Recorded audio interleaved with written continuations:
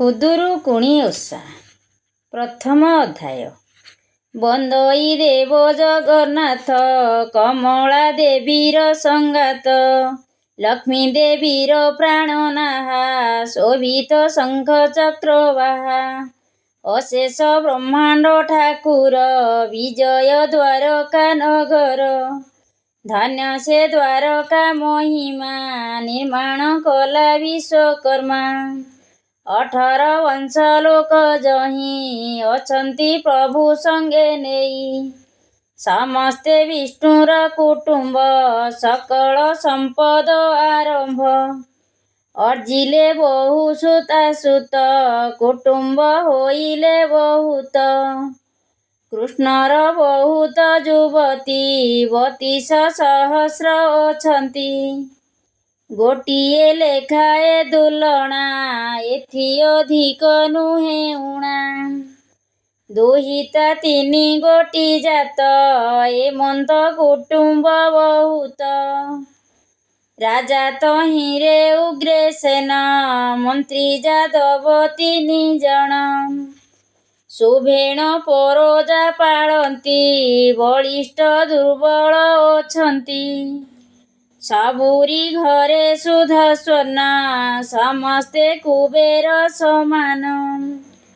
ଯାବତ ଓଷା ବାର ବ୍ରତ, ସେ ପୁରେ ଅଛଇ ସମସ୍ତ। ଆପେ ମନୁଷ୍ୟ ଦେହ ଧରି, ମେଦିନୀ ଭାରା ନାଶ କରି। ଯହିଁ ବିଜୟ ଯଦୁବଂଶ, ତହିଁକି କିସ ଦେବା ଲକ୍ଷ୍ୟ। ଆଶ୍ୱିନ କାର୍ତ୍ତିକ ହୋଇଲା, ମାର୍ଗଶିର ଯେ ପ୍ରବେଶିଲା। ତା ଅନ୍ତେ ପୌଷ ମାଘ ଲେଖ, ଫାଲ୍ଗୁନ ଚୈତ୍ର ଯେ ବୈଶାଖ। ଜ୍ୟେଷ୍ଠ ଆଷାଢ଼ ଯେ ଶ୍ରାବଣ, ଭାଦ୍ରବ ମାସ ହୁଏ ପୁଣ। କୃଷ୍ଣ ପ୍ରତିପଦା ତିଥିର, ଯେତେ ହୁଅଇ ରବିବାର। ଖୁଦୁରୁକୁଣି ନାମେ ଓଷା, ହୋଇଲା ସେହି ଦିନ ନିଶା। ରୁକ୍ମଣୀ ଯୋଡ଼ିବେନି କର, ବୋଇଲେ ଶୁଣ ଚକ୍ରଧର। ଆଦିତ୍ୟ ବାର ଆଜି ହୁଏ, ହୋଇବ ମଙ୍ଗଳା ଓଷାଏ। ଖୁଦୁରୁକୁଣି ନାମ ତାର, ପୂଜିଲେ ମଙ୍ଗଳ ଅପାର। ସତ୍ୟ ଯୁଗରେ ଯେ ମଙ୍ଗଳା, ଝିଅକୁ ପାଳି ଗିରିବାଳା। ମାତାକୁ ମାଗିଲେ ଯେ ବର, ଏ ଓଷା ହୋଇବ ଆମ୍ଭର। ପ୍ରସନ୍ନ ହୁଅ ବର ଦେବା, ଅସ୍ତ ହୋଇଲେ ତାଙ୍କୁ ସର୍ବା। ସେଦିନୁ ଏ ଓଷା ସମ୍ଭୂତ, ବାଳିକା ମାନଙ୍କର ମତ। ପ୍ରସନ୍ନ ବଦନ ମଙ୍ଗଳା, ବାଳିକା ମାନଙ୍କର ଲୀଳା। ଏଥକୁ ଆଶ୍ରେ ହେଲେ ହରି, ପୂଜିବେ ସୁଖେ ବାଳି ନାରୀ। ଶ୍ରୀକୃଷ୍ଣ ବୋଇଲେ ମୃଗାକ୍ଷୀ, ପୂର୍ବରୁ ଯେବେ ବିଧି ଅଛି। ଆମେ ତ ନ କରିବା ନାସ୍ତି, ବାଳିକା ଶ୍ରଦ୍ଧା ଯେ କରନ୍ତି।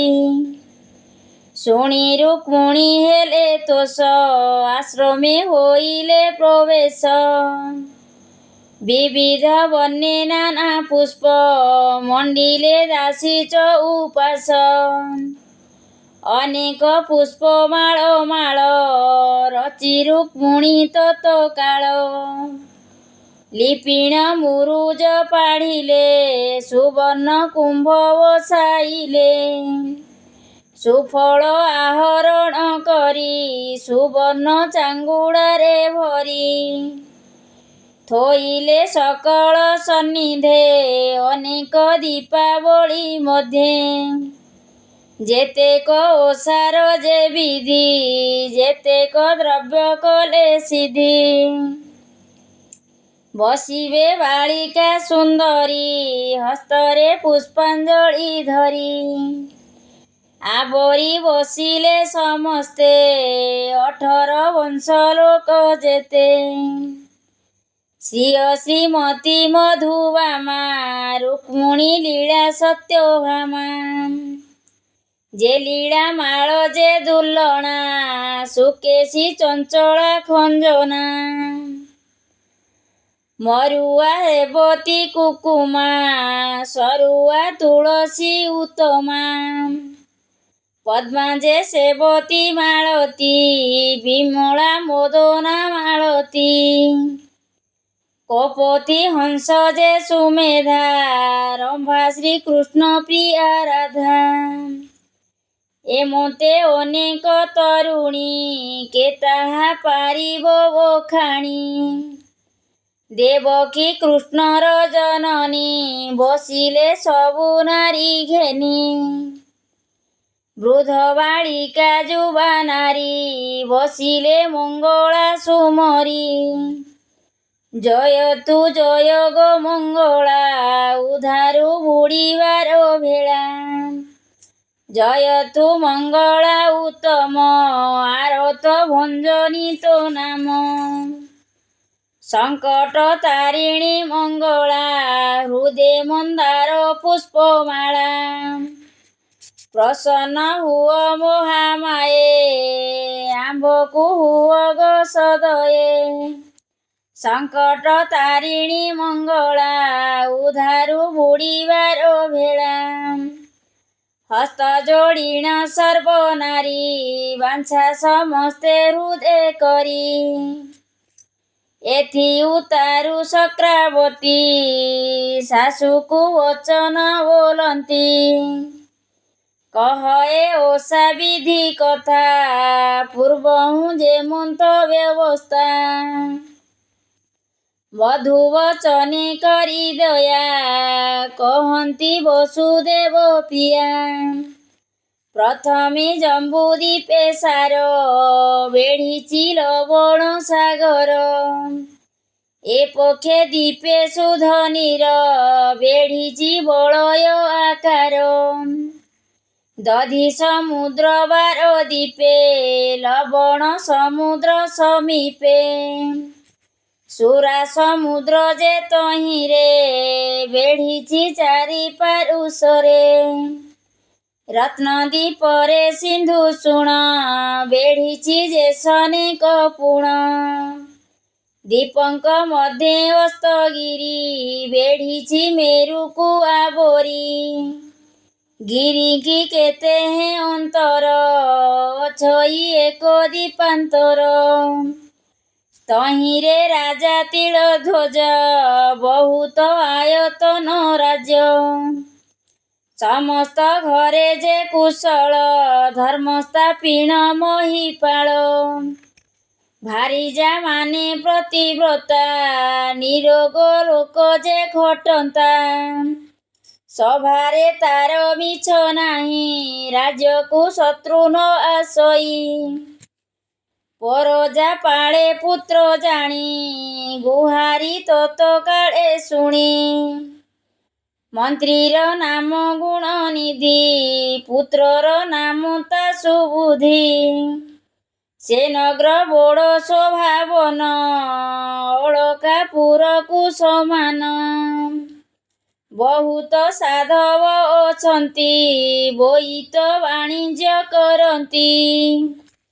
ସେହି ବାଣିଜ୍ୟ ପରସାଦେ ଜିଣନ୍ତି କୁବେରକୁ ନାଦେ। ପୋଇଲି ପିନ୍ଧେ ପାଟ ଶାଢ଼ୀ ଆବର ହସ୍ତେ ସୁନା ଚୁଡ଼ି। ସାଧବ ମାନଙ୍କର ନାରୀ ଶରୀର ସୁବର୍ଣ୍ଣ ଆବରି। ଗୁରୁ ହୋଇବ ବୋଲି ଅଙ୍ଗ ଅଳଙ୍କାରକୁ ମଣେ ଖଙ୍ଗ। ସ୍ଫଟିକ ପିଢ଼ା ସର୍ବ ଘରେ ପାବଚ୍ଛ ମାନ ସ୍ଫଟିକରେ। ସୁବର୍ଣ୍ଣ କଳସ ପିଢ଼ାରେ ପତାକା ଉଡ଼ଇ ସଧିରେ। ଧନ୍ୟ ସେ ନଗର ଉତ୍ତମ ସମସ୍ତ ଘର ଲୋକ ସମ। ତହିଁରେ ଏକ ସାଧୁ ଘର ତନୟବନ୍ତ ନାମ ତାର। ପତ୍ନୀର ନାମ ଶକୁନ୍ତଳା, ଜନ୍ମ ଯେ କଲା ସପ୍ତବାଳା। ଝିଅର ନାମ ତ ପୋଇ, ସବୁହୁଁ ଦୁଲଣୀ ଅଟୋଇ। ସାଧବ ବଡ଼ ଧନେଶ୍ୱର, ବୋଇତ ସାତ ଖଣ୍ଡ ତାର। ସାତ ପୁଅରେ ସାତ ବୋହୂ, ସମସ୍ତେ ସୁନ୍ଦରୀ ସବୁହୁଁ। ଚାଲନ୍ତି ସୁନାରେ ରୂପାରେ, ଶୁଅନ୍ତି ଖଟ ପଲଙ୍କରେ। ଏକ ଦିନରେ ତ ପୋଇ, ଖେଳିଣ ଗଲା ସାଙ୍ଗ ପାଇ। ମନ୍ତ୍ରୀର ଝିଅ ସଙ୍ଗେ ମିତ, ଆବର ଅନେକ ସଙ୍ଗାତ। ଖେଳିବ ଘେନି ସଙ୍ଗାତକୁ, ବୟସ 5 ସିନା ତାକୁ। ଏକ ବ୍ରାହ୍ମଣୀ ରାଣ୍ଡି ଆସି, ଝିଅ ଖେଳିଲା ଘରେ ପଶି। ବୋଇଲେ ତ ପୋଇ ମାଏ, ବାପାଙ୍କର ଯେ ଏକ ଝିଏ। ପୁଅମାନଙ୍କ ଠାରୁ ସାନ, ମା ବାପାଙ୍କର ଜୀବନ। କରିଛୁ ବାଂଶର କୁଲାଇ, ଧରିଛୁ ବାଂଶର ଟୋକାଇ। ତୋପରା ହୋଇଥିଲେ ମୁହିଁ, ଗଢ଼ାନ୍ତି ସୁବର୍ଣ୍ଣ କୁଲାଇ। ବାପା ମାଙ୍କୁ କରି ଦ୍ୱନ୍ଦ, ଗଢ଼ାନ୍ତି ସୁବର୍ଣ୍ଣର ଚାନ୍ଦ। ତୁହାଦେ ହୋଇଅଛୁ ଯାହା, ତୋତେ କି ନ ମିଳିବ ତାହା। ଦେଖ ଏ ମନ୍ତ ଯେମା ଦେଇ, ଘେନିଛୁ ବାଂଶର କୁଲାଇ। ଏ ଯେତେ ସାଧବଙ୍କ ବାଳି, ଖେଳନ୍ତି ସୁନାର ଚାଙ୍ଗୁଡ଼ି। ଏମନ୍ତ କହି ରାଣ୍ଡି ଗଲା, ତିମିର ପ୍ରବେଶ ହୋଇଲା। ଖେଳ ଘେନିଣ ସର୍ବବାଳି, ନିଜ ମନ୍ଦିରେ ଗଲେ ଚଳି। ବୀର ସେ ତ ପୋଇ ଗଲା, ଗମ୍ଭୀର ଭିତରେ ପଶିଲା। କବାଟ କିଳି ମୁହଁ ମାଡ଼ି, ଶୋଇଲା ରତ୍ନ ଖଟେ ପଡ଼ି। ସମସ୍ତେ ଭୁଞ୍ଜିଣ ବସିଲେ, ଝିଅକୁ ବାପା ଶଙ୍ଖୋଳିଲେ। ମାଏ ବୋଇଲେ ଆସିନାହିଁ, ଏତେ ରାତ୍ରରେ ଥିବ କାହିଁ। କହଇ ସାନ ବୋହୂ ଯାଇ, ଅଛନ୍ତି ଗମ୍ଭୀରରେ ଶୋଇ। ସାଧବ ଫେଡ଼ିଲା କବାଟ, ବସିଲା ଯାଇ ରତ୍ନ ଖଟ। ବୋଇଲେ କାହିଁ ପାଇଁ ମାଏ, ଶୋଇଛୁ ରୁଷିଲା ପରାଏ। ଗଢ଼ାଇ ଦେବୀ ଭାଙ୍ଗିଥିଲେ, ଖୋଜାଇ ଦେବୀ ହଜିଥିଲେ। ଧୋବଣୀ ଧୋବାନ ଖଟିଲା, ତାମ୍ବୁଳି ପାନ କି ନ ଦେଲା। ଗଭାକି ନ ଦେଇଛି ମାଳି, କିଏ ବା ତୋତେ ଦେଲା ଗାଳି। ତୋତେ କି ବିଭା କରାଇବା, କାହିଁକି ରୁଷିଅଛୁ ଅବା।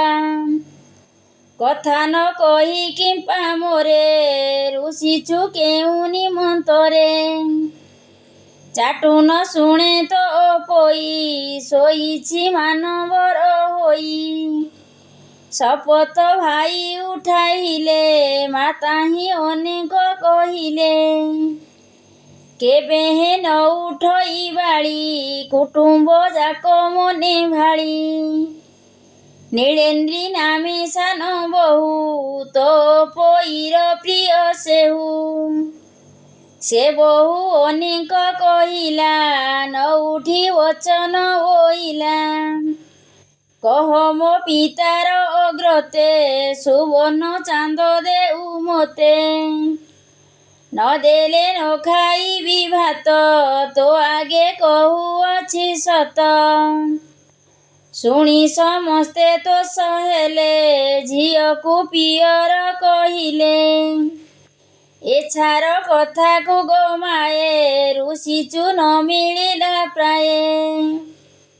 କାଲି ଭିତରେ ଗଢ଼ାଇବି, 15 ଦିନେ ଚାନ୍ଦ ଦେବି। ଶୁଣିଉ ସତ ତ ପୋଇ, ବସିଲା ମାତା କୋଳେ ଯାଇ।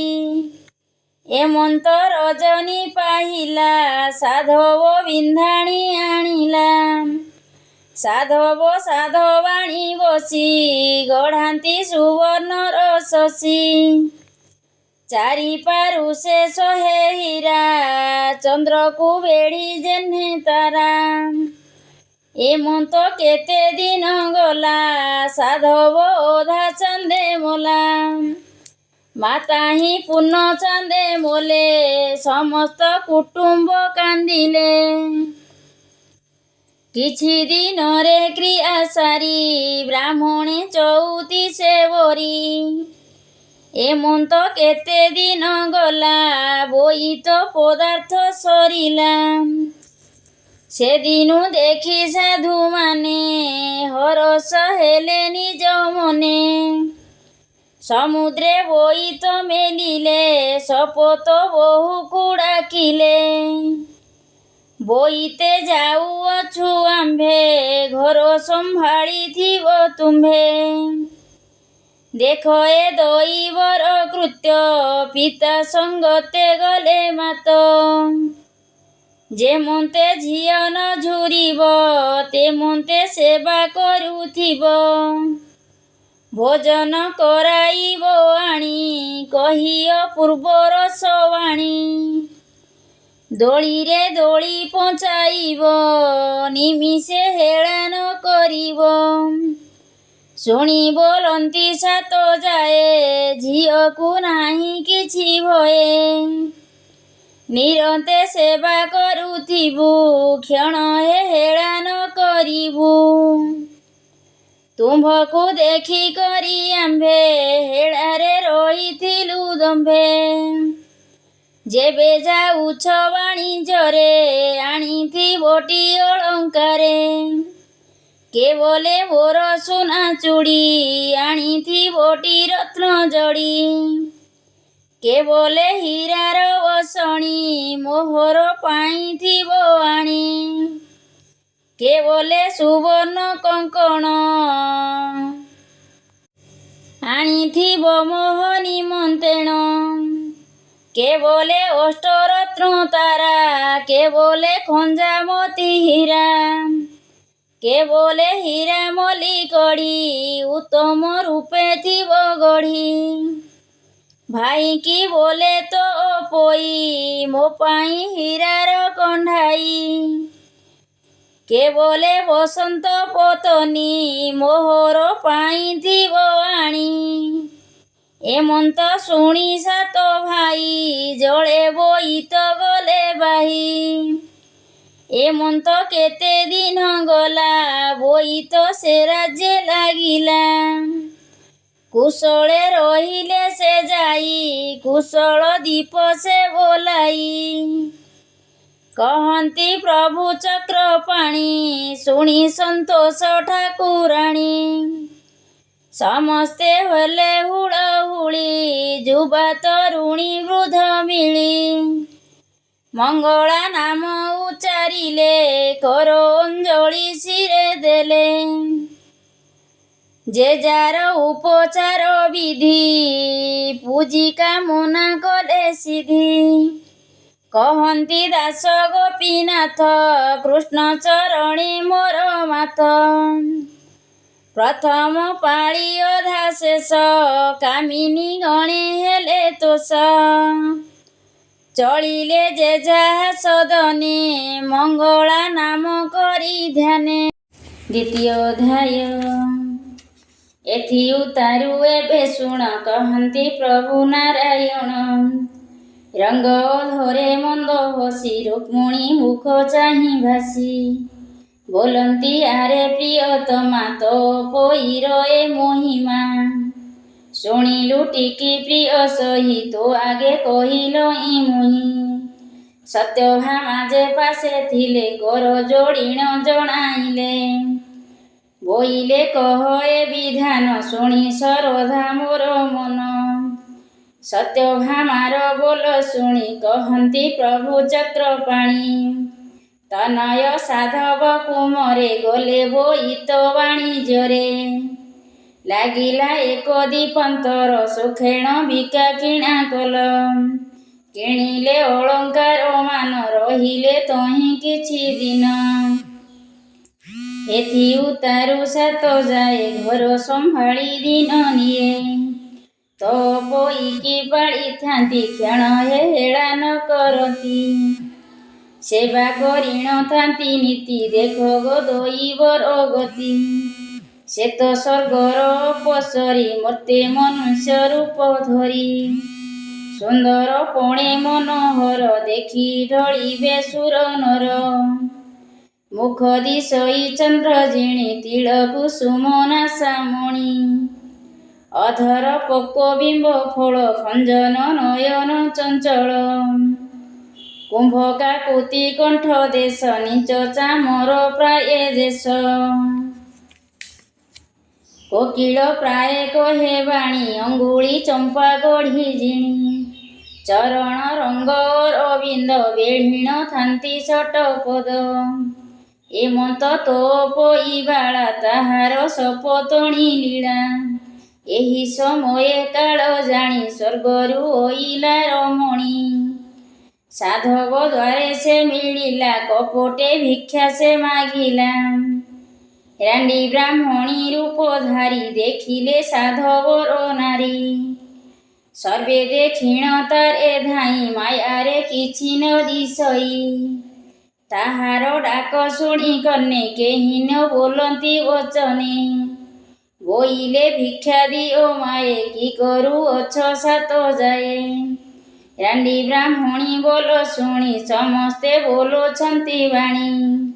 କେ ବୋଲେ କୁକୁମ ଲିପୁଛି କେ ବୋଲେ ଗୋଭା ବାନ୍ଧୁଅଛି। କେ ବୋଲେ ଭାଙ୍ଗୁଅଛି ଗୁଆ ବ୍ରାହ୍ମଣୀ ଦଣ୍ଡେ ହୁଅ ଠିଆ। ଯେ ଯେଉଁ ରୂପେ କରୁଥିଲେ ସମସ୍ତେ ସେପରି କହିଲେ। ବ୍ରାହ୍ମଣୀ ବୋଲେ ତାହା ଶୁଣି କାହାକୁ ନିଜ ଗୋଲ ପୁଣି। ଏମନ୍ତ ବୋଲି ଦେଲା ଚାହିଁ ଦୋଳିରେ ଅଛି ତ ପୋଇ। ବ୍ରାହ୍ମଣୀ ବୋଲଇ ଉତ୍ତର ଏ କିସ ହୁଅନ୍ତି ତୁମର। ହରଷେ ବୋଲି ସବୁ ଯାଏ ଆମ୍ଭର ନଣନ୍ଦ କହୁଏ।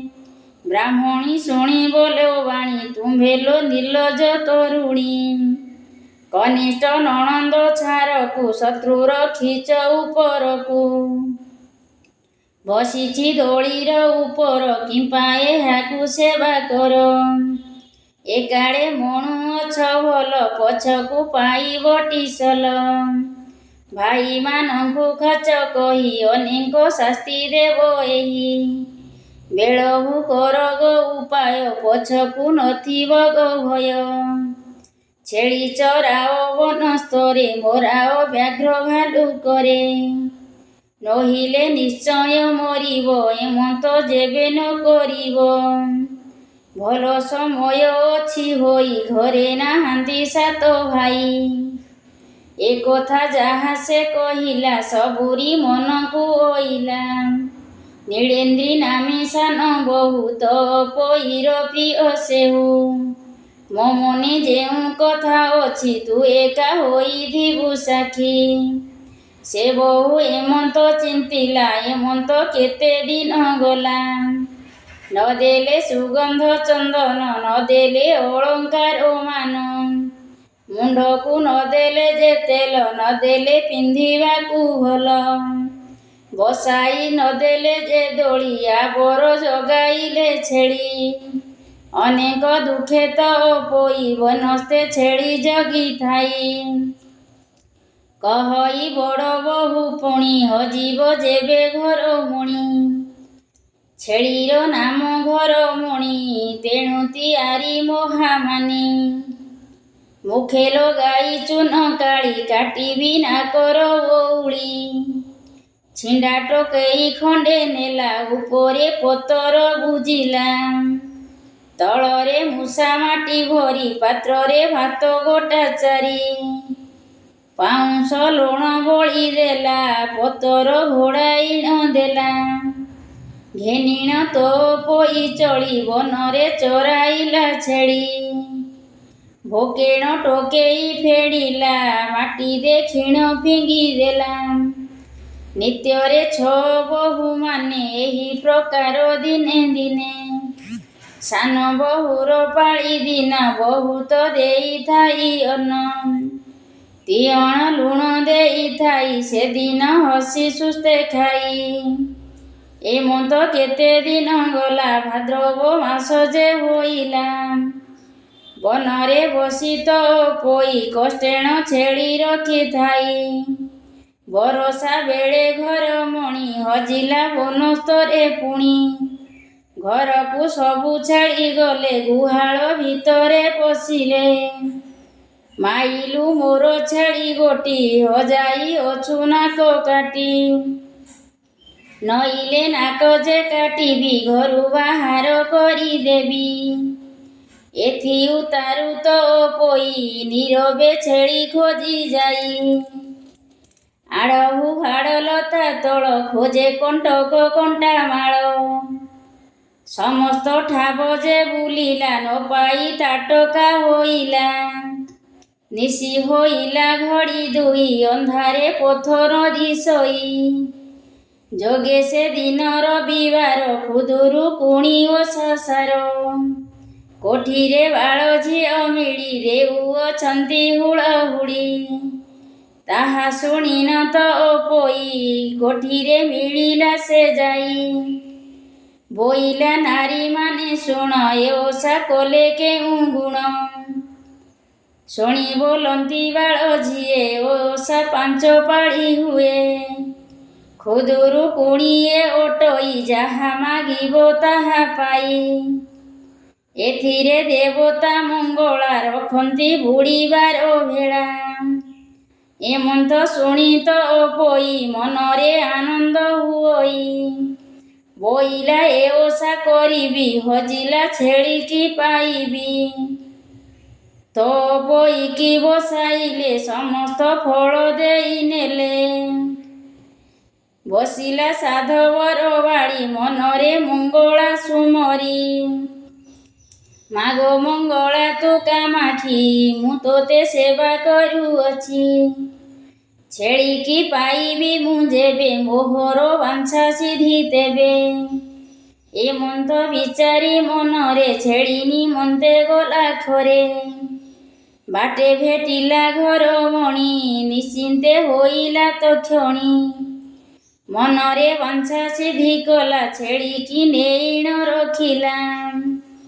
ଏଥି ଉତାରୁ ସାଧୁ ବାଡ଼ି ଘର ମଣିକି ନେଇ ଚଳି ଘରକୁ ଓଡ଼ାଇଣ ନେଲା ଗୁହାଳ ଭିତରେ ଛାଡ଼ିଲା। ବସିଲା ବହନ୍ତିରେ ଯାଇ ଦେହକୁ ଶୀତଳ କରାଇ ଏ ଅନ୍ତେ ବଡ଼ ବୋହୂ ଆସି ଦେଖିଲା ଦ୍ୱାରେ ଅଛି ବସି ବୋଇଲା କାଲି କାହିଁ ଥିଲୁ ଛେଳିକି ମୋର ହଜାଇଲୁ ପଡ଼ିଣ ଥାନ୍ତୁ ଯେବେ ଭେଟ ପିଟନ୍ତି ତେନ୍ତୁଳିର ଛାଟ। ଏମନ୍ତ ଶୁଣି ତ ପୋଇ ଡରେଣ ବଚନ ବୋଲଇ ଛେଳିକି ଆଣିଲି ହେ ଖୋଜି ବରଷା ବେଳେ ଥିଲା ହଜି। ବୋଲଇ ବଡ଼ ବୋହୂ ପୁଣି ବହନ ଛେଳି ଯାଅ ଘେନି ସକାଳୁ ଭାତ ବଢ଼ା ହୋଇ ଥୁଆ ହୋଇଛି ଦୋହ ପାଇଁ ରାତ୍ର ପାହିଲା ଘେନି ଯାଅ ଛେଳିକି ବହନ ଚରାଅ। ତା ଶୁଣି ତ ପୋଇ ଗଲା ଗୁହାଳ ଭିତରେ ପଶିଲା ଛେଳି ପଲକୁ ଓଡ଼ାଇଲା ବନରେ ନେଇ ଚରାଇଲା। ବେଳ ବୁଡ଼ିଲା ବନସ୍ତର ଅନ୍ଧାରେ ନଦୀ ସେ ଦୁଆର ଏମନ୍ତ କେତେ ଦିନ ଗଲା ଖୁଦୁରୁକୁଣି ଓଷା ହେଲା ଭାଳଇ ତ ପୋଇ ବାଳି ପାଇଛି ହଜିଲାର ଛେଳି। ଏମନ୍ତ ପାଞ୍ଚ ପାଳି ଗଲା ସଖୀଙ୍କ ସଙ୍ଗତେ ମିଳିଲା ଖୁଦ କୁଣ୍ଡାରେ ପିଠା କରି ଖୁଦ ତଣ୍ଡୁଳ ପୁର କରି ସଖୀଙ୍କି ମାଗିଲା ବହନ ଫଳ ଫୁଲର ପିଠା ମାନ ଓଷା କୋଠିରେ ଯାଇ ବସି ଭାଇଙ୍କ ଶୁଭ ସେ ମନାସି ବୋଇଲା ମଙ୍ଗଳା ଉଦ୍ଧାର ମହାସଙ୍କଟୁ ପାରି କର ବାର ବରଷ ହେଲା ଗଲେ ଆପଣା ରାଜ୍ୟକୁ ନଇଲେ। ଅସାର ସପନ ଦେଖିଲି ତେଣୁ ତୁମ୍ଭକୁ ଆଶ୍ରା କଲି। ଭୋଦେବୀ ମଙ୍ଗଳା ଗୋସାଇଁ ଶୁଭେ ଆସିବେ ସାତ ଭାଇ। ଦେଖିବି ବେନି ନୟନରେ ପ୍ରବେଶ ହୋଇଲେ ମନ୍ଦିରେ। ଏମନ୍ତ ବାଞ୍ଛା କରି ବାଳି କରେ ଘେନିଲା ଦୀପାବଳି। ସମସ୍ତେ ହୁଳହୁଳି ଦେଲେ ମଙ୍ଗଳା ନାମ ସୁମରିଲେ। ଏମନ୍ତେ ଓଷା ପୂଜା ସାରି ଯେ ଯାହା ମନ୍ଦିରକୁ ଚଳି। କହଇ ଗୋପୀନାଥ ଦାସ ଦୟା କରିବେ ପିତବାସ। ତୃତୀୟ ଅଧ୍ୟାୟ। ଏଥୁ ଅନନ୍ତରେ ଶୁଣ ଯେ ଯାହା ପୂର୍ବର କଷଣ। ସେ କଥା ଆନ ଯେ ନୁହଁଇ ଦଇବ ଯୋଗେ ଭୋଗ ହୋଇ। ପ୍ରଭାତେ ତ ପୋଇ ବାଳି ସ୍ନାନ ସାରିଣ ନେଲା ଛେଳି। ଦେଇଛି ବଡ଼ ବୋହୂ ହାତ ଫେଳିଣ ଦେଖିଲା ତୁରିତ। ତଳରେ ଅଛି ମୂଷା ମାଟି ଉପରେ ଭାତ ଚାରି ଗୋଟି। ପାଉଁଶ ବୋଲି ଲୁଣ ନାହିଁ ତିଅଣ ଅବା ଥିବ କାହିଁ। ଏହା ଦେଖିଣ ତ ପୋଇ ଉଚେଣ ଉଠିଲା ବୋବାଇ। ପିଅର ଅଧା ଚାନ୍ଦେ ମୋଲେ ମାତାହିଁ ପୂର୍ଣ୍ଣ ଚାନ୍ଦେ ମୋଲେ। ବୋଇତେ ସାତ ଭାଇ ଗଲେ ଭାଉଜେ ଏତେ କଷ୍ଟ ଦେଲେ। ନିଶ୍ଚେ ବନରେ ମରିବି ଘରକୁ ଆଉ କିମ୍ପା ଯିବି। ଏମନ୍ତ କହି କାନ୍ଦେ ବାଳି ଶବଦେ ବନସ୍ଥ ଉଛୁଳି। ଦେଖିବି ଧାତା ଘଟ ସୂତ୍ର ତେଣି ସାଧବ ସାତ ପୁତ୍ର। ବୋଇତ ଘେନି ଆସି କୂଳେ କାନ୍ଦଣା ଶବଦ ଶୁଣିଲେ। ନିକଟେ କାନ୍ଦୁଅଛି ବାଳି ତୁଣ୍ଡ ବାରିଣ ମନେ ଭାଳି। ତୋ ପୋଇର ତୁଣ୍ଡ ପ୍ରାୟେ ଶୁଭଇ ଅରଣ୍ୟ ଲତାଏ। ଶୁଣି କନିଷ୍ଠ ଭାଇ ଗଲା ଅରଣ୍ୟ ଭିତରେ ପଶିଲା। ଶିଆଳି ଲତା ତଳେ ଯାଇ ରୋଦନ କରେ ତ ପୋଇ। ରଜନୀ ଅର୍ଦ୍ଧ ଅଛି ହୋଇ ଦେଖି ସାଧବ ପୁତ୍ର ଯାଇ। କିଏ ତୁ ଭଲେଣି ଗୋ କହ ତ ପୋଇର କମ୍ପେ ଦେହ। କାହାର ଅଟୁ ତୁ ଗୋବଂଶ ନାମ ତୋହର ଅଟେ କିସ। ଏମନ୍ତ ଶୁଣି ତ ପୋଇ ନ କାନ୍ଦି ସମ୍ଭାଳି କହଇ। ନ ଜାଣେ ଭାଇ ବୋଲି କରି ଉଭା ହୋଇଲା ମନେ ଡରି। ବୋଇଲା କେତୁମ୍ଭେ ଗୋସାଇଁ ନିରକ୍ଷ ପାଣି ମୁଁ ଅଟୋଇ। ମୋର ପିତାଙ୍କ ନାମ ସାହୁ ସାତ ପୁଅରେ ସାତ ବୋହୂ। ବୋଇତ ସାତ ଖଣ୍ଡ ତାର ସେ ଅଟେ ମୋହର ପିଅର। ମୋହର ନାମ ତ ପୋଇ କହିଲେ କଷ୍ଟ ନ ସରଇ। ଭାଇ ଯେ ଗଲେ ବୋଇତରେ ଭାଉଜେ କଷ୍ଟ ଦେଲେ ମୋରେ। ଅନେକ ମୋତେ ଦେଲେ ଗାଳି ବନସ୍ତେ ଚରାଇଲେ ଛେଳି। ମନେ ପଡ଼ିଲେ ଭାଇମାନେ ରୋଦନ କରୁଅଛି ବନେ। ଶୁଣ ହେ ମାତ ତ ପୋଇ ବୋଇତ ଘେନି ସାତ ଭାଇ। ଆସିଲୁ ଏହି ନିକଟରେ ରୋଦନ ଶୁଣିଲୁ ସେଠାରେ। ମୋତେ ପେଶିଲେ ଜ୍ୟେଷ୍ଠ ଭାଇ ବୋଇତେଛନ୍ତି ଦେଖ ଯାଇ। ତେଣୁ ମୁଁ ଏଠାକୁ ଅଇଲି ଅରଣ୍ୟ ତୋତେ ମୁଁ ଦେଖିଲି। ଏବେ ଗୋ ମାଏ ଚାଲ ଯିବା ଭାଇକୁ ସମସ୍ତ କହିବା। ଶୁଣି ଆନନ୍ଦ ତ ପୋଇ ଅନ୍ଧ କି ଚକ୍ଷୁ ଦାନ ପାଇ। ଚାତକ ପିଇଲା କି ନୀର ଚନ୍ଦ୍ର କି ଦେଖିଲା ଚକୋର। ଭାଇ ଭଉଣୀ ବେଗେ ଗଲେ ବୋଇତେ ପ୍ରବେଶ ହୋଇଲେ। ବୋଇତେ ଜଳୁଥିଲା ଦୀପ ଦେଖିଲେ ତ ପୋଇ ରୂପ। ତେଲ ବିହୁନେ କେଶ ଉଡ଼େ ମୁଣ୍ଡ ଉକୁଣି ଝଡ଼ି ପଡ଼େ। ଛିଣ୍ଡାଲେ କଣ୍ଡା ପିନ୍ଧି ଥାଇ ଦେଖିବି କୋଳ ସାତ ଭାଇ। କହଇ ଭାଇଙ୍କ ଆଗରେ ତୁମ୍ଭେ ତ ଗଲ ବୋଇତରେ। ପାଳି ଯେ ଥିଲେ ମାସ ଦୁଇ ଯେଉଁ ପ୍ରକାରେ ଥିଲ କହି। ରାଣ୍ଡି ବ୍ରାହ୍ମଣୀ ବୋଲ ଶୁଣି ନଦେଲେ ମୋତେ ଅନ୍ନ ପାଣି। ସେ ରାଣ୍ଡି କହିଲା ତାହାଙ୍କୁ ଛେଳିର ଖାଅ ନଣନ୍ଦକୁ। ତାହାର ବୋଲକୁ ଶୁଣିଲେ ବନରେ ଛେଳିର ଖାଇଲେ। ଭିତରେ ମୂଷା ମାଟି ଭରି ଉପରେ ଭାତ ଗୋଟା ଚାରି। ବଡ଼ ବୋହୂର ଏହି ମୋତେ ଦୁଃଖେ ଯେ ଦେଲେ ଯେତେ ଯେତେ। ସାନ ବୋହୂର ପାଳି ଦିନ ବହୁତ ଦେଇଥାଇ ଅନ୍ନ। ଏମନ୍ତ ଶୁଣି ସାତ ଭାଇ କହନ୍ତି ଶୋକ ଭର ହୋଇ। ଅଷ୍ଟରତ୍ନର ଅଳଙ୍କାର ଦେଲେ ଯେ ଭଉଣୀ ଶରୀର। ବସାଇ ଚଉକି ଉପରେ ତୀକ୍ଷ୍ଣ କାଟି ଦେଲେ କରେ। ବୋହିଲେ ଯେହୁ ପ୍ରିୟ ତୋର ନାସିକା ନ କାଟିବୁ ତାର। ଯେ ଅବା ଦୁଃଖ ଦେଲେ ତୋତେ ନାସିକା କାଟିବୁ ଯେ ତାରେ। ଏମନ୍ତ କହି ଭାଇ ଗଲେ ରାଜ୍ୟକୁ ଦୂତ ବରଗିଲେ। ରାଜ୍ୟରେ ଚହଳ ପଡ଼ିଲା ଶୋଭେଣ ବୋଇତ ଲାଗିଲା।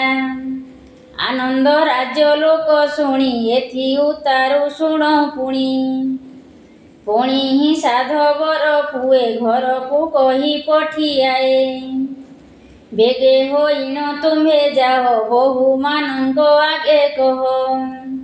ସଙ୍ଗତେ ଘେନି ତ ପୋଇ ଆସନ୍ତୁ ବୋଇତ ବନ୍ଦାଇ। ତକ୍ଷଣେ ଲୋକ ଧାଇଁ ଗଲେ ଶପଥ ବୋହୂକୁ କହିଲେ। ତୋ ପୋଇକି ସଙ୍ଗେ ନିଅ ଶୋଭେଣ ବୋଇତ ବନ୍ଦାଅ। ଶୁଣି ସମସ୍ତେ ଆରତେଣ ତୋ ପୋଇକି ଖୋଜି ଆଣ। ବୋଲଇ ସାନ ବୋହୂ ତହିଁ କାଲି ତ ବନୁ ଆସି ନାହିଁ। ଖାଇଲା ଭୂତ କି ରାକ୍ଷସ ଏବେ ଲୋଡ଼ିଲେ ହେବ କିସ। କର୍ମୀ ଅବଶ୍ୟ ଅଛି ଯାହା ଭୋଗ କରିବା ଟିକି ତାହା। ବୋଲଇ ବଡ଼ ବୋହୂ ଶୁଣି ବାହାର ହୁଅ ଅର୍ଘ ଘେନି। ବୋଇତ ବେଗେ ବନ୍ଦାଇବା ପୁଛିଲେ ବଞ୍ଚାଇ କହିବା। ଏମନ୍ତ ଅର୍ଘ ଘେନି ବାଳି ବୋଇତ ପାଶେ ଯାଇ ମିଳି। ବୋହୂକୁ ଦେଖି ସାତ ଭାଇ ବୋଇଲେ ଅଧର କି ପାଇଁ। ସଙ୍ଗରେ ତୋ ପୋଇ ନାହିଁ ତୁମ୍ଭେ ଗୋ ଆସିଲ କି ପାଇଁ। ମଝିଆ ବୋହୂ ବୋଲେ କଥା ତୋ ପୋଇର ମୁଣ୍ଡ ବ୍ୟଥା। କେମନ୍ତ ଚାଲିଣ ଆସିବେ ଦେହରେ ପୀଡ଼ା ସେ ପାଇବେ। ଏମନ୍ତ ଶୁଣି ସାତ ଭାଇ କହନ୍ତି କ୍ରୋଧ ଭର ହୋଇ। ଦେବତା ଛନ୍ତି ମଙ୍ଗ କୋଣେ ବନ୍ଦାଅ ଯାଇ ଜଣେ ଜଣେ। ପ୍ରଥମେ ବଡ଼ ବୋହୂ ଗଲା କୋଣେ ବୋଇତ ବନ୍ଦାଇଲା। ଛୁରୀରେ ତୋ ପୋଇ ବାଳି କାଟିଲା ନାକର ବଉଳି। ନାକୋଇ ହୋଇ ପଳାଇଲା ତା ପଛେ ଆରେକ ଓଇଲା। ଏହି ପ୍ରକାରେ ସର୍ବବାଳି କାଟିଲା ନାକର ବଉଳି। ନୀଳେନ୍ଦ୍ରୀ ନାମୀ ସାନ ବୋହୂ ତୋ ପୋଇର ପ୍ରିୟ ସେହୁ। ସମସ୍ତ ପଛେ ସେ ଓଇଲା ସେ ବୋହୂ ପଛେ ବନ୍ଦାଇଲା। ସାନ ବୋହୂକୁ ଦେଖି ବାଳି ହସ୍ତରୁ ପକାଇଲା ଛୁରୀ। କଣ୍ଠୁ କାଢ଼ିଲା ରତ୍ନମାଳି ବୋହୂ ବେକରେ ଦେଲା ବାଳି। କାଖ କରିଣ ବୋହୂ ନେଲା ଆପଣା ମନ୍ଦିରେ ରଖିଲା। ଅତି ଆନନ୍ଦ ସେ ହୋଇଲେ ଉତ୍ତମ ସୁଖ ଭୋଗ କଲେ। ଏମନ୍ତ ଶୁଣି ସେ ରୁକ୍ମଣୀ ବୋଲନ୍ତି ଆହେ ଚକ୍ରପାଣି। ନାକୋଇ ମାନେ କାହିଁ ଗଲେ କେମନ୍ତ ଯାଇ ସେ ରହିଲେ। ସେ କଥା କହ କହ ଆହେ ହରି କେମନ୍ତେ ହେଲେ ଅତେଶ୍ୱରୀ। ରାଣ୍ଡି ବ୍ରାହ୍ମଣୀ ସିନା ଆସି ତାହାଙ୍କୁ ଶିଖାଇଲା ବସି। ବୋଲଇ ନଣନ୍ଦ ଏଛାର ଏହାକୁ ଏତେ ସେବା କର। କଷଣ ଦେଇ ତ ମାଇଲ ପଛକୁ ଦୁଃଖ ସମ୍ପାଦିଲ। ତୁମ୍ଭେ ଗୋ ନିର୍ଲଜ ବାଳିଶ ଏହାର ଯୋଗ ଜୀବ ନାଶ। ଏମନ୍ତ କହିଣା ସେ ଗଲା ମାୟା ମୋହିନୀ ଲଗାଇଲା। ହଜିଲା ଏହାଙ୍କର ବୁଦ୍ଧି ନଣନ୍ଦ ସଙ୍ଗେ ହେଲେ ବାଦୀ। ଆୟତ ନଥିଲା ତାଙ୍କରି କିମ୍ପା ହୋଇଲେ ତେସରି। କହନ୍ତି ଦେବକୀ ନନ୍ଦନ ଶୁଣଙ୍ଗ ଯୁବତୀ ରତନ। ନା କୋଇ ମାନି ତହୁଁ ଗଲେ ଅରଣ୍ୟ ଭିତରେ ପଶିଲେ। ବହୁତ ଦୂର ପଥ ଯାଇ ବୁଲନ୍ତି ବାରି ପ୍ରାୟ ହୋଇ। ବିକଳେ କରନ୍ତି ରୋଦନ ଶୁଭଇ ଘୋର ଗରଜନ। ସମସ୍ତେ ହୋଇ ଏକ ମେଳ ବସିଲେ ବୃକ୍ଷ ଛାଇ ତଳ। ରୁଧିରେ ତନୁ ଜର ଜର ପଡ଼ଇ ଧରଣୀ ଉପର। ହୃଦୟେ ବେନି କର ସାରି କାନ୍ଦନ୍ତି ଦଇବ ସୁମରି। ଆହା ବିଧାତା ଏହା କଲୁ କି ଦୋଷେ ଏ ଦଶା ବିହିଲୁ। ଏକାକର ମସଡ଼ ନାରୀ ଦେଖିଣ ଥିଲୁ କି ବିଚାରି। କିମ୍ପାଇଁ ନ କଲୁ ମରଣ ବନସ୍ତେ ଥିଲା ଏକ ଶଣ। ସାଧବ ଘରେ ହେଲୁ ଜାତ ଏକାଳେ ହୋଇଲୁ ଅନାଥ। ଯାଆନ୍ତୁ ବାପା ଭାଇ ଘର ମୁଖକୁ ଚାହିଁବୁ କାହାର। ଏମନ୍ତ ବୋଲିଣ ଯୁବତୀ ସମସ୍ତେ ରୋଦନ କରନ୍ତି। ବୋଇଲେ କରିବା ଗୋ କିସ ଖାଇ ମରିବା ଆଣ ବିଷ। କେବଲେ କିଛି ଗଳ ଭାଳ ନିଶ୍ଚେ ପୁରିଲା ଆମ୍ଭ କାଳ। କେବଲେ ବନି ପଶିଯିବା ବ୍ୟାଘ୍ର ଭାଲୁକ ମୁଖେ ଯିବା। କେହି ଆମ୍ବକୁ ନ ଖାଇଲେ ନିରଖ ବୋଲି ଛାଡ଼ିଦେଲେ। ଏମନ୍ତ କହୁ ବେଳ ଗଲା ତିମିର ଆସି ପ୍ରବେଶିଲା। ଦଇବ ଯୋଗେଣ ଶାର୍ଦୂଳ କ୍ଷୁଧା ତୁଷାରେ ସେ ଆକୁଳ। ମିଳିଲେ ଯୁବତୀଙ୍କ ପାଶ ଦେଖିଣ ବୁଡ଼ିଲା ସାହସ। ନା କୋଇ ମାନେ ତହିଁ ପଡ଼ି ପିଣ୍ଡରୁ ପ୍ରାଣ ଗଲା ଛାଡ଼ି। ବେନି ଶାର୍ଦୂଳ ତହୁଁ ଗଲେ ସେ ମୃତ ପିଣ୍ଡ ପଡ଼ିଥିଲେ। ଏମନ୍ତ ରଜନୀ ପାହିଲା ରବି କିରଣ ପ୍ରକାଶିଲା। ସେ ବନେ ସଦାଶିବ ଥାନ୍ତି ମର୍କତ ଲିଙ୍ଗ ଶୋଭା ପାନ୍ତି। ତାହାଙ୍କୁ ନ ଦେଖନ୍ତି କେହି ଗୁପତେ ହୋଇଥାନ୍ତି ରହି। ବିରୂପା ନାମେଣ ଶବର ବୁଲଇ ମହାବନ ଘୋର। ଏମନ୍ତ ବନେ ବୁଲୁଥିଲା ବନେ ସେ ଲିଙ୍ଗକୁ ଭେଟିଲା। ଦେଖିଲା ମର୍କତ ଲିଙ୍ଗକୁ ବିଚାର କଲା ସେ ମନକୁ। ବୋଇଲା ଆଜି ଭାଗ୍ୟ ମୋର ଦର୍ଶନ ପାଇଲି ଶଙ୍କର। ସେ ସୁଧ ଚିତେ ଦୃଢ଼ କଲା ସାଷ୍ଟାଙ୍ଗ ଦଣ୍ଡବତ କଲା। ଉଠି ହୋଇଲା କୃତ୍ୟ କୃତ ସେଠାରୁ ଗଲା ତ୍ୱରିତ। ସ୍ନାନ ଶୌଚ ଜଳେ ସାରି ନୀର ଆଣିଲା କରେ ଧରି। ଶିବଙ୍କ ଶିରରେ ଢାଳିଲା କୁସୁମ ବେଲ ପତ୍ର ଦେଲା। ସୁସ୍ୱାଦୁ ପକ୍ୱ ଫଳ ଆଣି ଦେଇ ପୂଜିଲା ଶୂଳ ପାଣି। ଉଠିଣ କଲା ନମସ୍କାର ଆନନ୍ଦେ ବୋଇଲେ ଶବର। ଏମନ୍ତ ନିତ୍ୟ ସେବା କରି ଦୃଢ଼ ବିଶ୍ୱାସ ଚିତ୍ତେ ଧରି। ଦିନେ ସେ ବିରୂପା ଶବର ପୂଜିଣ ଯାଉ ସେ ଶଙ୍କର। ବନେ ଯାଉଛି ବେଗ ହୋଇ ବାଟରେ ଦେଖିଲା କ ଯାଇ। ଷଡ଼ ଯୁବତୀ ଛନ୍ତି ମରି ନାସା ଛେଦନ ସବୁ କରି। ଦେଖିଣ ଆଶ୍ଚର୍ଯ୍ୟ ହୋଇଲା ମର୍କତ ଲିଙ୍ଗ ପାଶେ ଗଲା। ସେ ନିତ୍ୟ କର୍ମ ଯେ ସାରିଲା ଯିବାକୁ ମେଲାଣି ମାଗିଲା। ହିରଣ୍ୟ ନ କହି ବଚନ ବୁଝିବା ପାଇଁ ତାର ମନ। ଶବର ବହୁତ ଡାକିଲା ଡାକିଣ ନିରାଶ ହୋଇଲା। ବୋଇଲେ ଅପରାଧ ମୋର ଦୟା ତେଜିଲେ ଦେବହର। ଆଉ ଜୀବନେ କାର୍ଯ୍ୟ ନାହିଁ, ଆକୁଳେ ଦଶ ଦିଗ ଚାହିଁ। ନାରାଚା ପାଷେଣ ଘଟିଲା, କଣ୍ଠ ତଣ୍ଟିରେ ଓସାଇଲା। ଡାକିଲେ ପ୍ରଭୁ ଦେବହର, ରହରେ ବିରୂପା ଶବର। କି ପାଇଁ ହାରୁଛୁ ଜୀବନ, ମୁହିଁ ଜାଣିଲି ତୋର ମନ। ପ୍ରସନ୍ନ ହେଲି ମାଗବର, ଯେ ଇଚ୍ଛା ମନରେ ତୋହର।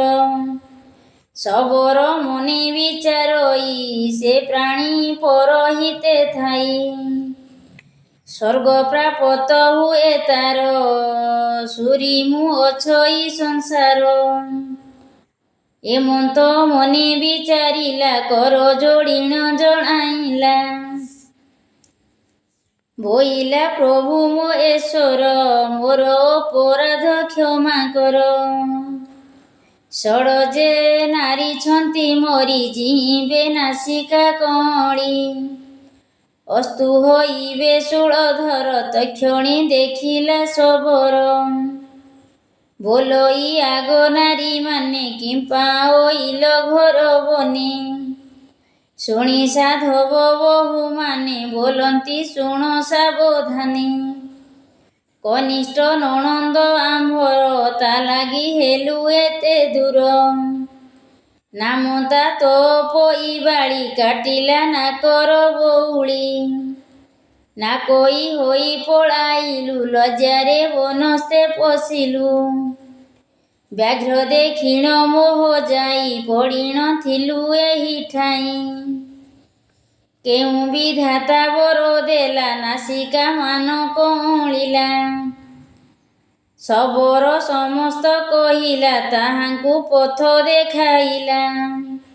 ସେ ବାପା ଭାଇ ଘର ଗଲେ, ନିଶ୍ଚିନ୍ତ ହୋଇଣ ରହିଲେ। କହଇ ଗୋପୀନାଥ ଦାସ, ଉଦ୍ଧାର ମୋତେ ପିତବା। ଚତୁର୍ଥ ଅଧ୍ୟାୟ। ଏମନ୍ତ କୃଷ୍ଣ ବାଣୀ ଶୁଣି, ହସି ବୋଲନ୍ତି ଠାକୁରାଣୀ। ସେ ତ ପୋଇ କିସ କଲା, କେମନ୍ତ ହୋଇଣ ରହିଲା। ଏମନ୍ତେ କେତେ ଦିନ ଗଲା, ସାଧବ ମନେ ବିଚାରିଲା। ଏବେ କରିବା ସୁବିଚାର, ତ ପୋଇର ବିଭାଘର। ଜ୍ୟେଷ୍ଠ ଭ୍ରାତାର ଏହି ବାଣୀ, ସମସ୍ତେ ଭାଇମାନେ ଶୁଣି। ବୋଇଲେ କରିବା ଉଚିତ, ସେ ସାଧୁ ଶ୍ରେଷ୍ଠ କୁଳବନ୍ତ। ଐଶ୍ୱର୍ଯ୍ୟରେ ଯେ ଥିବ ରହି, ବିଭା କରିବା ତ ପୋଇ। କହନ୍ତି ସାଧବ ନନ୍ଦନ, ଏମନ୍ତ ଗଲା କେତେ ଦିନ। ବିରଞ୍ଚି ବୋଲିଣ ସାଧବ, ତାହାର ଧନ ଅସମ୍ଭବ। କୁବେର ସମ୍ପତ୍ତିକୁ ବଳି, ପ୍ରତାପ ନ ପାରିବ କଳି। ସେହି ଦ୍ୱୀପରେ ତାର ଘର, ତା ପୁତ୍ର ନାମ ରତ୍ନାକର। ସୁନ୍ଦର ସୁବୁଦ୍ଧି ପଣ୍ଡିତ, ଗରିଷ୍ଠ ପଣି ବଳବନ୍ତ। ତାହାକୁ ବିଭା କରିବାକୁ, ତା ପିତା ବିଚାରେ ମନକୁ। ଦୂତମାନଙ୍କୁ ଡକାଇଲା, ପ୍ରସଙ୍ଗ କରିଣ ପେଶିଲା। ତକ୍ଷଣେ ଦୂତମାନେ ଗଲେ, ଥୋକାଏ ରାଜ୍ୟ ସେ ବୁଲିଲେ। ତନୟ ସାଧବର ସୁତ, ସେ ରାଜ୍ୟେ ସେହି ଭାଗ୍ୟବନ୍ତ। ଏକ ଭଉଣୀ ସାତ ଭାଇ, ତା ନାମ ଅଟେ ତ ପୋଇ। ତାହାର ଦ୍ୱାରେ ଦୂତ ଆସି, ପ୍ରସଙ୍ଗ କରିବେ ବିଶେଷି। ବୋଇଲେ ବିରଞ୍ଚି ସାଧୁ ତ, ତାହାଙ୍କ ପୁତ୍ର ବଳବନ୍ତ। ତୋ ପୋଇକି ବିଭା କର, ଏକଥା ଉଚିତ ବ୍ୟବହାର। ଏମନ୍ତ କହି ଦୂତମାନେ, ମେଲାଣି ହୋଇଲେ ବନେ। ଯାଇଣ ସାଧବ ଭବନ, କହିଲେ ସକଳ ବିଧାନ। ଶୁଣି ସାଧବ ତୋଷ ହୋଇ, ସେ ବିଧି ବିଧାନ ଭିଆଇ। କୁଳ ଧର୍ମର ଯେଉଁ ରୀତି, ସେହି ପ୍ରକାରେ ସେ କରନ୍ତି। ମଙ୍ଗଳ କୃତ୍ୟ ଯେ ଭିଆଣ ମିଳି ସହିତ ନାରୀଗଣ ନବୀନ ଭାଣ୍ଡ ମଙ୍ଗୁଳିଲେ ସମସ୍ତେ ହୁଳହୁଳି ଦେଲେ। ବସ୍ତ୍ରଭୂଷଣ ଅଳଙ୍କାର ଯେ ବିଧି ପୂଜା ଉପଚାର ଦେଇଣ ସମସ୍ତେ ପୂଜନ୍ତି ଦୁହିତା ହୁଳହୁଳି ଦିଅନ୍ତି। ଶଙ୍ଖ ମହୁରୀ ନାନା ବାଦ୍ୟ ବାଜନ୍ତେ ଉଛୁଳେ ଶବଦ ସେଠାରେ ହୁଅନ୍ତି ମେଲାଣି ବର କନ୍ୟାକୁ ଘରୁ ଆଣି। ଢାଳନ୍ତି ନେଇ ତୀର୍ଥ ଜଳ ଯୁବତୀ ହୋଇ ଏକ ମେଳ ତୋରିତେ ତହୁଁ ପୋଛି ଦେଲେ ମଳିନ ବସ୍ତ୍ର ପିନ୍ଧାଇଲେ। ଏଥି ଉତାରୁ ଆର ଦିନ ବିବାହ ଉତ୍ସବ ଯୋଗ ଲଗ୍ନ ବ୍ରାହ୍ମଣ ଜ୍ୟୋତିଷ ଆସି ବିଶେଷ ପଚାରନ୍ତି ବସି କହନ୍ତେ ସମସ୍ତ ଶୁଣିଲେ ବିବାହ ଉଦ୍ୟମ ପଚାରିଲେ। ମଙ୍ଗଳ ବାଦ୍ୟ ଉଚ୍ଚାରନ୍ତି ବରକୁ ବେଦୀରେ ବସାନ୍ତି ବ୍ରାହ୍ମଣେ ବେଦ ବାକ୍ୟ ଭାଷି ବୋଇଲେ କନ୍ୟାକୁ ଆଣସି। ତା ଶୁଣି କନ୍ୟାକୁ ଅଣାଇ ଲବଣ ଚଉରି ପକାଇ ଅଷ୍ଟରତ୍ନର ଅଳଙ୍କାର ଖଞ୍ଜିଲେ କନ୍ୟାର ଶରୀର ଝିନବସନ ପିନ୍ଧାଇଣ ଦେବାଙ୍ଗ ବସ୍ତ୍ର ଉପରଣ ଦେଇଣ କନ୍ୟାକୁ ଆଣିଲେ ବେଦୀ ଉପରେ ବସାଇଲେ। ଅନେକ ବାଦ୍ୟ ବଜାବନ୍ତି ଯୁବତୀ ହୁଳହୁଳି ଦିଅନ୍ତି ଶବଦ ଶୁଭେ ଘୋର ନାଦ ବ୍ରାହ୍ମଣେ ପଢୁଛନ୍ତି ବେଦ ଜନଗହଳେ ନୁହେଁ ପଶି ଦେଖି ବର କନ୍ୟାକୁ ତୋଷି। ସମସ୍ତେ ଧନ୍ୟ ଧନ୍ୟ କଲେ ବିବାହ ଉତ୍ସବ ବଢ଼ାଇଲେ ବନ୍ଧୁ କୁଟୁମ୍ବ ଜ୍ଞାତି ଜନ ଭୋଜନ କଲେ ମିଷ୍ଟେ ଅନ୍ନ। ସେଦିନ ରଜନୀ ପାହିଲା ରବି କିରଣ ପ୍ରକାଶିଲା ସାତ ଭାଇକି ଅଣାଇଲା ବିରଞ୍ଚି ସାଧବ ଉଠିଲା ବୋଇଲେ ମେଲାଣି ଆମ୍ଭକୁ ବହନ ଦିଅ ହେ ଯିବାକୁ।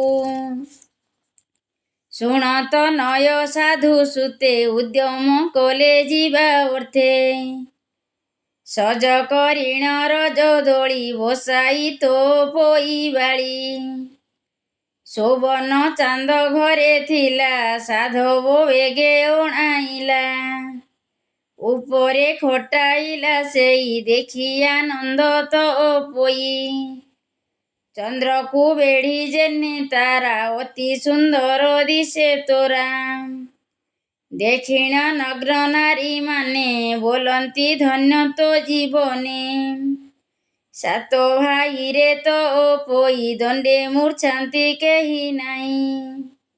ଭାଉଜ ଦେଖି ନ ପାରିଲେ ଏହାର ଲାଗି ଦୂର ହେଲେ ସାନ ଭାଉଜ ନଣନ୍ଦର ଦଣ୍ଡେ ନୁହେଁ ଅଭ୍ୟନ୍ତର କେମନ୍ତେ ମୁଛିବ ଏହାକୁ ଆସିବା ଯାଏ ତା ଘରକୁ।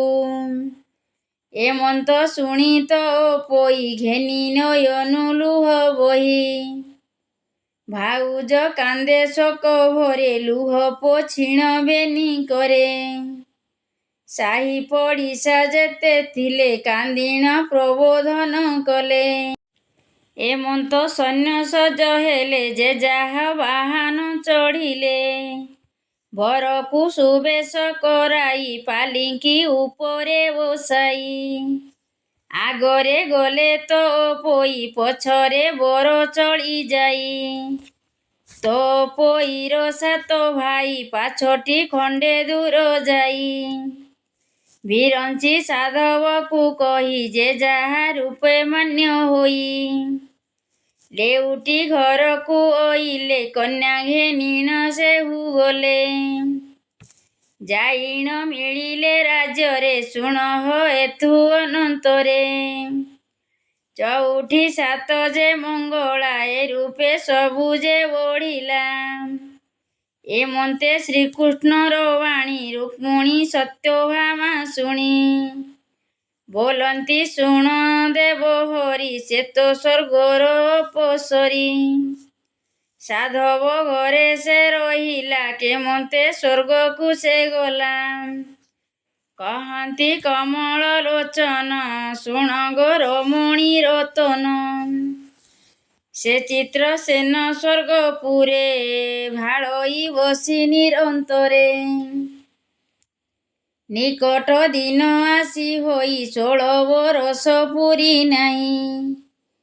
ଏମନ୍ତ ସମୟେ ଗନ୍ଧର୍ବ ଇନ୍ଦ୍ରକୁ ବୋଇଲେ ଭୋ ଦେବ। ଏବେ ମୁଁ କରିବି କେମନ୍ତ ବିଚାର କର ଶଚୀନାଥ। ଇନ୍ଦ୍ର ବୋଇଲେ ଚିତ୍ରସେନ 16 ବରଷ ଯେଉଁ ଦିନ। ସମ୍ପୂର୍ଣ୍ଣ ହୋଇବଟି ଯେବେ ବିମାନ ଘେନି ଯିବୁ ତେବେ। ବସାଇ କରି ତୋର ନାରୀ ମଞ୍ଚୁ ଆଣିବୁ ସ୍ୱର୍ଗପୁରୀ।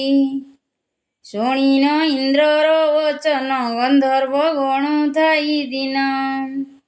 16 ବରଷ ଯହୁଁ ହେଲା ବିମାନ ଘେନି ସେ ଚଳିଲା। ପୁଷ୍ପ ବିମାନ ଆକାଶରେ ରହିଣ ଥିଲା ସେ ଗୁପ୍ତରେ। ଦେଖ ଏ ଦଇବର ଗତି ଯେ ଯାହା କର୍ମ ଯେ ଭୁଞ୍ଜନ୍ତି। ତ ପୋଇକି ନେବା ପାଇଁ ଗନ୍ଧର୍ବ ଆସିଥିଲେ ତହିଁ। 7 ମଙ୍ଗଳା ବିଧି ସାରି 8 ମଙ୍ଗଳା ବିଧି କରି। ତ ପୋଇକି ଭାଇ ଶାସ୍ତେ ବସାଇ ଗଜଦନ୍ତ ରଥେ।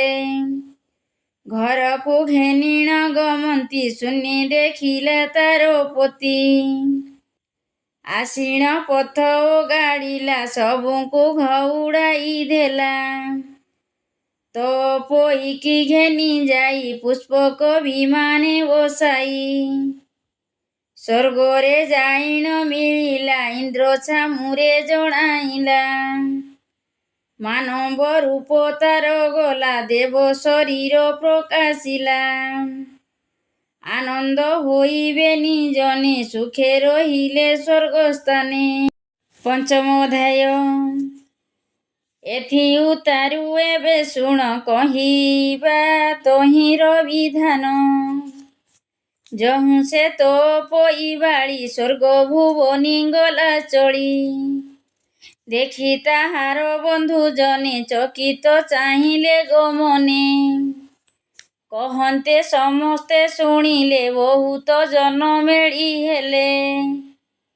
ଦୂରରୁ ଶୁଭିଲା ଶବଦ ସକଳେ ହୋଇଲେ ନିର୍ବୋଧ। ବୁଦ୍ଧି ବିବେକ ଜନମାନେ ବିଚାର କଲେ ମନେ ମନେ। ବୋଇଲେ ସ୍ୱର୍ଗ ଅପସରି ମଞ୍ଚେ ଜନ୍ମିଲା ଦେହ ଧରି। ଭୋଗ ସରନ୍ତେ ସେହୁ ଗଲା ସ୍ୱର୍ଗରେ ଯାଇଣ ବସିଲା। ଶୁଣି ତନୟ ସାଧୁ ସୁତ ବୋଇଲେ ଏକଥା ଉଚିତ।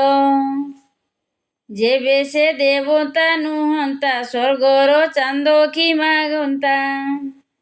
ଏମନ୍ତ ଶୁଣି ତହୁଁ ଗଲେ ନିଜ ଭୁବନେ ପ୍ରବେଶିଲେ।